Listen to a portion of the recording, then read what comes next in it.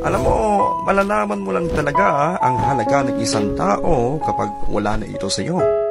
Huwag mong maliwalain yung taong pinapahalagahan ka. Baka kasi dumating yung panahon na kailanganin siya pero sinukuan ka na.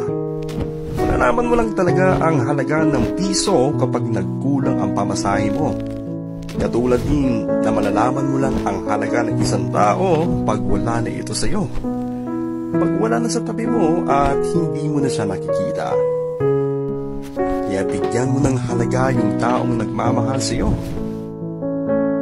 Huwag mo siyang hayaang magising sa katotohanan na marami at may mas mahigit pang iba bukod sa iyo. Huwag mong hintayin mapagod siyang mag-effort sa iyo bago mo ma-realize na mahalaga pala talaga siya sa buhay mo.